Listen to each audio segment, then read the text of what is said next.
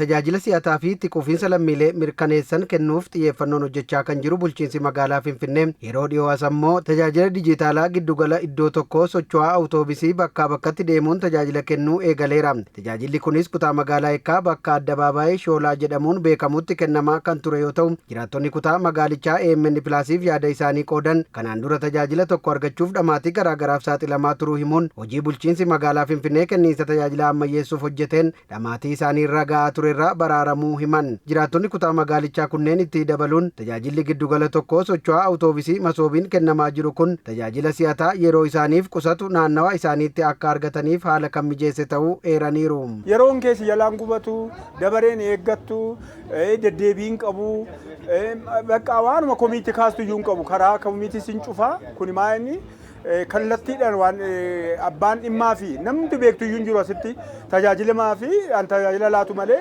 ebelutu akkasuma godheen jettu ol seentaa kan si beekus hin jiru kan si deebisus hin jiru. አካታዱማ በርባደ ተጃጅላ ከፍዳቴ ዴቢታ ይቻላል በዚህ እድሜ ላይ እኛው ትውልድ ላይ ደርሼ ኡምሪ ኮከናን ተጃጅላ ቴክኖሎጂ እንደገረሜ ከነሙ አከሲ አርጉ ኮቲ ባየን ገመዳ አኒ ነመ ጨረቀቤሳ አካታ ኢሳን እቲ ነመ ኬሱሜሰንስ ባየ ነመቲ ቶላ ተጃጅል ግዱገለ ቶኮ ሶቻ አውቶቢስ ኢመሶቢን ከነሙ ኩን ተጃጅላ ሲአታ አማቲ ቶኮ መሌ ናናው ኬኘቲ አካርገኑፍ ሃለኑ ሚጄሰራ ቶኮፋ ነምኒ እዱመ ጅሩት ተጃጅላ ከናርገታ tajaajilonni giddugala masoobiin kennaman kun immoo baay'eedha. Tajaajila tokko qofa miti. Ani amma tajaajila waraqaa eenyummaa fudhachuufan dhufe. Fakkeenyaaf ani immoo dobraa deemee argadhe tajaajila kana maallaqa nan baasa.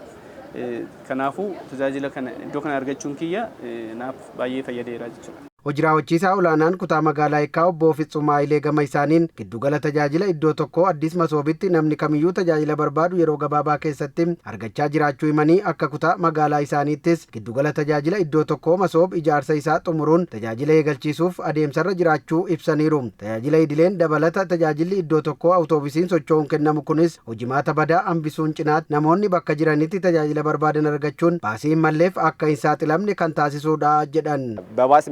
የሚደረገው ተንቀሳቃሽ አገልግሎት ደግሞ tajaajilli giddugala tokko socho'aan awutoobisiin kennamaa jiru fedhii uummanni tajaajila si'ataa argachuuf qabu kan guutuudha. Namni geejjiba eeggachaa achumaanis tajaajila barbaadu asii argachuu danda'a. Tajaajilli asitti kennamus hedduu waan ta'eef namni tajaajila tokkoof dhufe tajaajila barbaadu hedduu argachuu danda'a. Kun ammoo yeroo tajaajilaa kan qusatu baasii malleef akka hin saaxilamneefis kan gargaaruu fi hojimaata badaa kaleessa tures kan hambisuudha. Kenniinsa tajaajilaa irratti hojii xiyyeeffannoo addaan hojjetameen giddugaloonni tajaajilaa dijitaalaa iddoo tokkoo addis masoob ja'a hojiitti galuun tajaajila ammayyaa fi si'ataa kennaa jiraachuu kan himan ammoo daayirikteera itti aanaa giddugala tajaajila iddoo tokkoo addis masoob obbo Teewodiroos Masrashaa yoo ta'an kenniinsa tajaajilaa irratti kanaa ol itti quufinsa maamiltootaa dabaluuf tajaajila giddugala iddoo tokkoo socho'aa awutoobisii eegalchiisuu himaniiru. Giddugalli tajaajila iddoo tokkoo socho'aa awutoobisii keessatti kennamu kunis tajaajila dhaabbilee 8 bakka tokkotti kennaa jiraachuu himanii teekinooloojii tajaajilamtoonni dhamaatii tokko malee yeroo gabaabaa keessatti tajaajila barbaadan argachuu dandeessisu kan gonfate ta'us ዱበተኒሩ የተንቀሳቃሽ አገልግሎቱ በዋነኛነት 8 ተቋማትን በስሩ አካቷል። tajaajilli jiddugala tokkoo socho'aan awutoobisiin kennamu kun tajaajila dhaabbilee 8f keessa qabateera. Kun akkuma waajjiraatti ka fayyadu tajaajilamtoonni ammoo dhamaatii tokko malee tajaajila si'ataa fi ammayyaawaa argachuu ka dandeessisu sirna teekinooloojii ammayyaa gonfate.